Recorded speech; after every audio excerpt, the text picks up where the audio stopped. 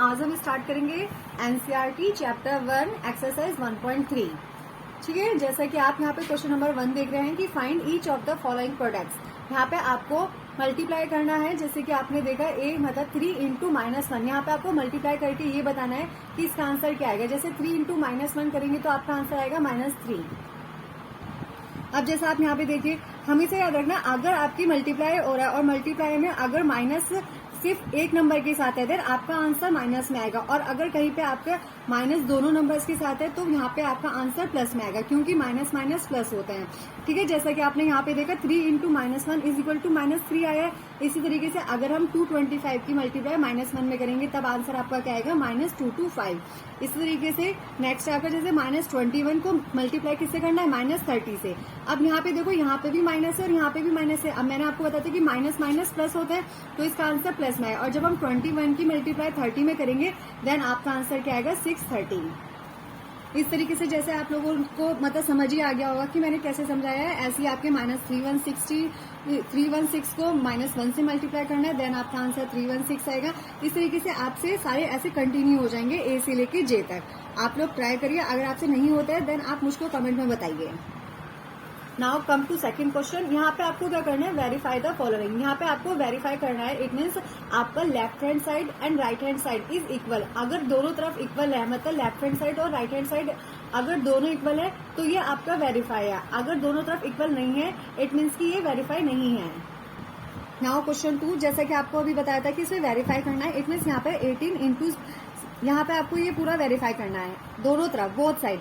अगर आपका both side equal है तो यहाँ पे वेरीफाई होगा। जैसे यहाँ पे हमने देखा कि 18 इंटू 7 प्लस -3। अब आपको पता है प्लस माइनस माइनस होते हैं, तो हमने यहाँ पे क्या किया -3 इज इक्वल टू 18 इंटू 7। 18 7 जा कितना होता है 126 प्लस। अब यहाँ पे 18 3 जा 54 होता है और ये माइनस का है तो हमने -54 लिखा। अब यहाँ पे 7 में से 3 गए 4 बचे तो 18 4 जा 72 हमने यहाँ पे लिख दिया। अब यहाँ पे क्या किया हमने 126 प्लस माइनस माइनस होता है, इट मीन्स कि यहाँ पे क्या आएगा -54। अब यहाँ पे हमने जब 126 से 54 माइनस करेंगे तो 72 आया। अब आपने देखा कि यहाँ पे दोनों तरफ सेम है, मतलब left hand side is equal to right hand side. इसका मतलब क्या हुआ कि ये आपका वेरीफाई है। नाउ सेकंड क्वेश्चन, इसमें भी आपको वेरीफाई करना है कि बोथ साइड इक्वल है या नहीं है। देन यहाँ पे आपको जैसे कि ये है -21, यहाँ पे -4 प्लस -6। हमेशा याद रखना अगर इस तरीके के क्वेश्चन है तो हमेशा सबसे पहले बड़े ब्रैकेट से स्टार्ट करते हैं अकॉर्डिंग टू बॉडमास रूल्स। ठीक है, हम यहाँ पे ऐसे सॉल्व करेंगे, माइनस यहाँ पे प्लस माइनस माइनस, इधर की साइड यहाँ पे 21 में 4 की मल्टीप्लाई करेंगे। ठीक है, देन 84 आंसर आएगा, क्योंकि माइनस माइनस प्लस होता है। इधर -21 की -6 में करेंगे तब 126 आएगा, क्योंकि माइनस माइनस प्लस है और इनके बीच में साइन है प्लस का।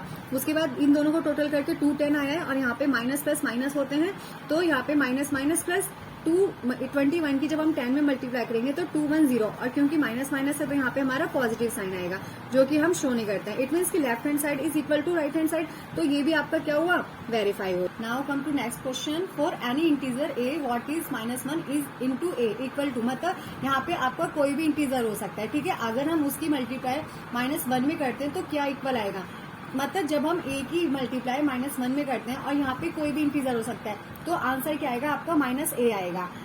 लाइक जैसे कि -1 into a is equal to -a, जहाँ पे आपका जो a है वो क्या है, एक इंटीजर है।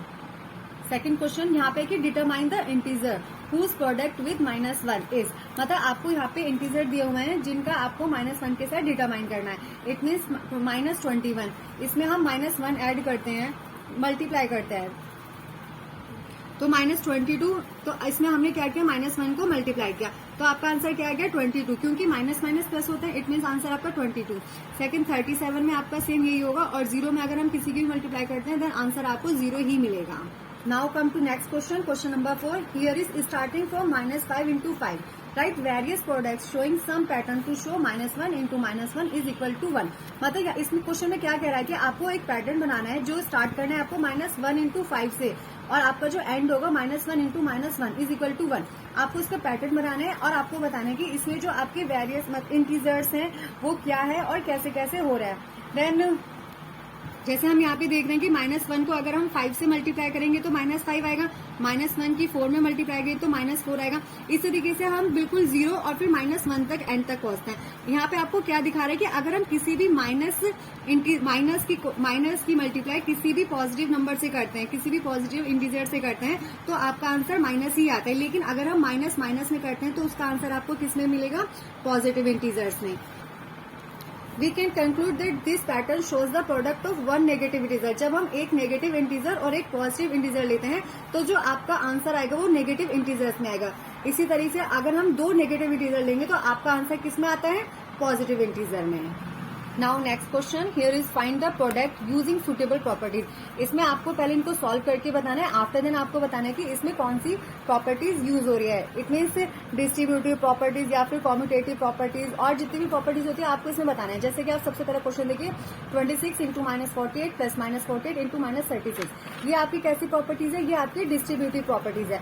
इसमें हम क्या करते हैं, इसमें हम -48 दोनों जगह है और क्योंकि बीच में प्लस का साइन है, इट मीन्स कि ये एक अलग हो गया, एक अलग हो गया, तो इसमें हम क्या करेंगे, और दोनों ही तरफ आपका क्या है, -48 कॉमन है, तो हम इसको कॉमन ले लेंगे और फिर हम इसमें यहाँ पे हमने क्या किया, 26 इंटू -48 है और यहाँ पे -48 इंटू -36, तो हमने इनसे कॉमन क्या है आपका -48, फिर इसको हमने बाहर ले लिया और अंदर हमने क्या रखा, 26 प्लस और ये माइनस का 36 है, यहाँ पे हमने -36, फिर -48 इंटू 26 -36, आपको ये सॉल्व करके 480 आया। तो ये किस तरीके की प्रॉपर्टीज हुई, डिस्ट्रीब्यूटिव प्रॉपर्टीज। इसी तरीके से हम नेक्स्ट क्वेश्चन में चल गए, यहाँ पे बताने की कौन सी प्रॉपर्टीज है। तो यहाँ पे हम क्या करते हैं, यहाँ पे हम जो आपका ऐसे 2 डिजिट लेनी है, जो क्योंकि ये तीनों की तीनों मतलब तीनों में मल्टीप्लाई करना है, तो हमने क्या किया, यहाँ पे ऐसे 2 डिजिट लेनी है कि उसका जो मल्टीप्लाई करके आंसर आए वो आपका राउंड फिगर में आ जाए। जैसे कि 125 की हम 8 में मल्टीप्लाई करेंगे, देन आपका आंसर क्या आएगा, 1000, ठीक है। उसके बाद हमने इसको सॉल्व किया, देन इस तरीके की जो प्रॉपर्टीज होती है वो कौन सी प्रॉपर्टीज होती है, कॉम्यूटेटिव प्रॉपर्टीज।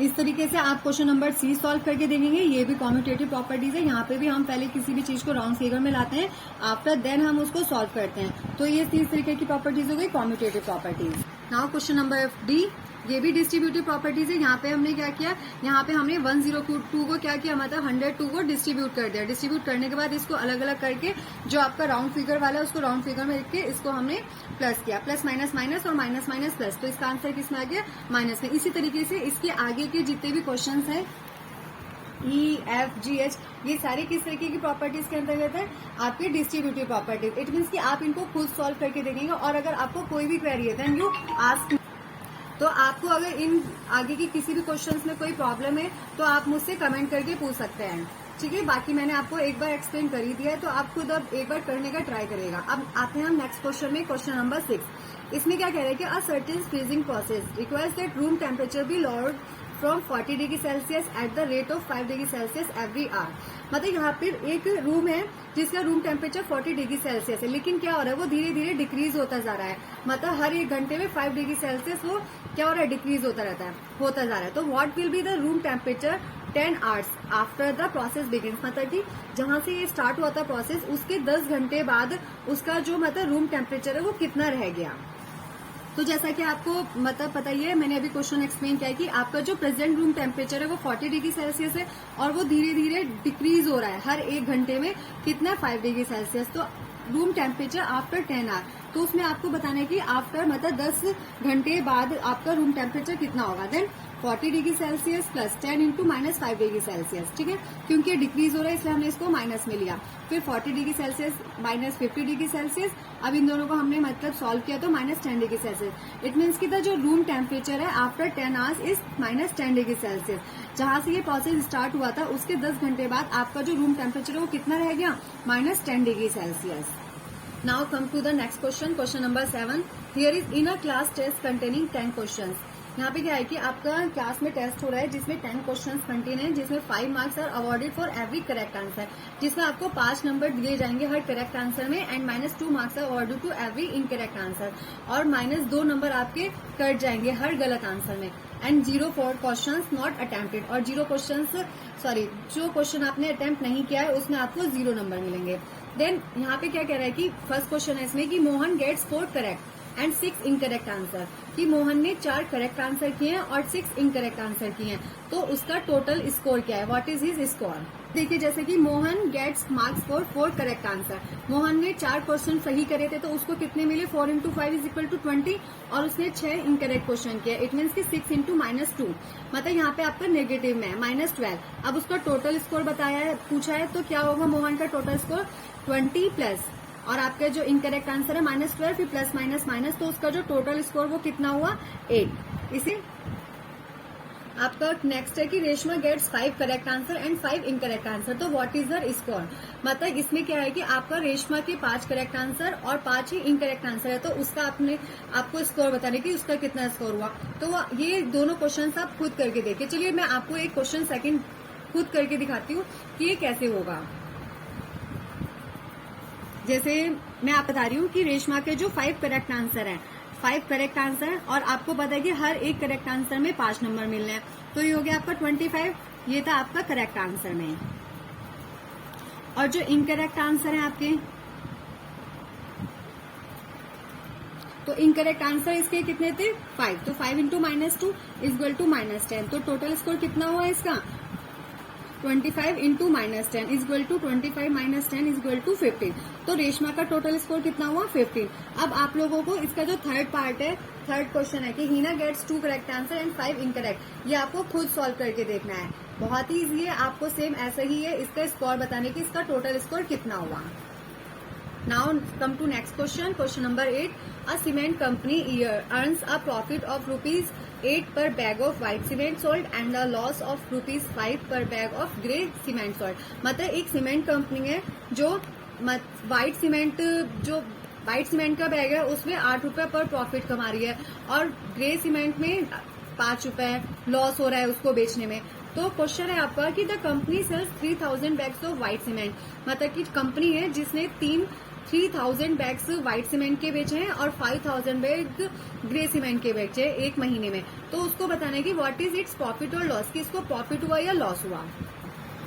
तो यहाँ पे देखो प्रॉफिट मतलब एक बैग आपका 8 रुपए का है और लॉस में आपका एक बैग 5 रुपए का है, ठीक है। तो यहाँ पे आपको सबसे पहले बताना है कि profit of selling 3000 bags of white cement, तो यहाँ पे हम 8 की 3000 में मल्टीप्लाई करेंगे, इट मीन्स की जो उसने व्हाइट बैग सेल किए हैं, व्हाइट सीमेंट के जो बैग सेल किए हैं वो 24,000 में पड़े, और आपने क्या नाम है जिसमें उसको घाटा होता है ग्रे सीमेंट बैग का, उसमें उसने 5000 बैग को 5 रुपए में बेचा है, तो उसको क्या हुआ। अब देखिए इसमें सिर्फ 3000 बैग्स थे तब जाके वो 24,000 में बिके हैं, और यहाँ पे मतलब 5000 बैग्स थे और तब जाके वो 25,000 में, तो दोनों में सिर्फ 1000 का अंतर हुआ, इट मीन्स कि इसको घाटा हुआ है।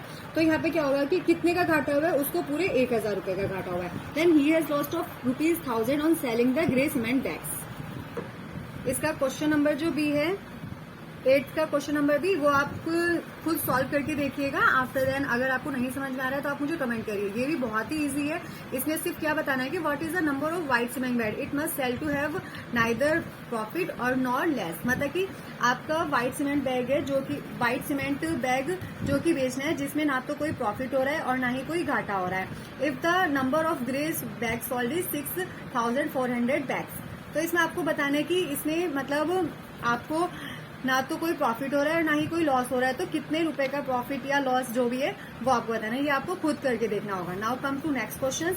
इसमें क्या बताना है आपको कि replace the blank with an integer to make a true statement, मतलब कि यहाँ पे वो नंबर आपको फिल करना है जो बिल्कुल करेक्ट हो, जैसे कि यहाँ पे -3 इंटू यहाँ पे फिल है इज इक्वल टू 27। अब आपको यहाँ पे ऐसा नंबर लिखना है कि आपका जो आंसर है वो 27 है, इट मीन्स अगर हमें यहाँ पे 9 लिखती हूँ तो 3 -9 लिखती हूँ तो 3 9 जा 27, तो आपका आंसर क्या आएगा -9, क्योंकि -9 माइनस माइनस प्लस हो गया, तो आंसर क्या हो गया आपका 27,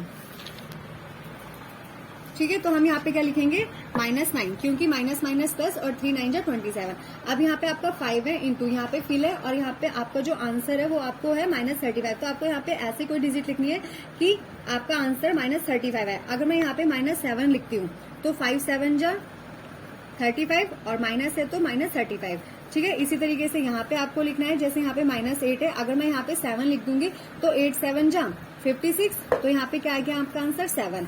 ऐसे ही यहाँ पे -12 है और आपका 132 है, तो आपको आंसर क्या आना है, ऐसा कोई डिजिट लिखने की यहाँ पे आंसर आपका वो आए कि उससे मल्टीप्लाई करके आपका आंसर 132 आए। अगर मैं यहाँ पे 11 लिखती हूँ और 12 11 जब 132 होता है तो इसका आंसर क्या हो गया, माइनस, यहाँ पे -11, -11 into -12 is equal to 132। I hope कि आप लोगों को ये वीडियो समझ आई है। और जो मैंने आपको क्वेश्चंस बोले थे कि आपको वो खुद करने हैं, तो आप एक बार ट्राई करके देखिएगा। और अगर आपको कोई भी प्रॉब्लम है देन आप मुझे कमेंट करके पूछ सकते हैं कि हाँ आपको कोई दिक्कत है या प्रॉब्लम है, ठीक है। एंड नाउ आई होप कि आप लोग मेरे चैनल्स को सब्सक्राइब भी कर रहे हैं एंड मेरी सारी वीडियोस को साथ के साथ लाइक्स भी कर रहे हैं। Thank you so much for watching my video and thank you so much for subscribe my channel.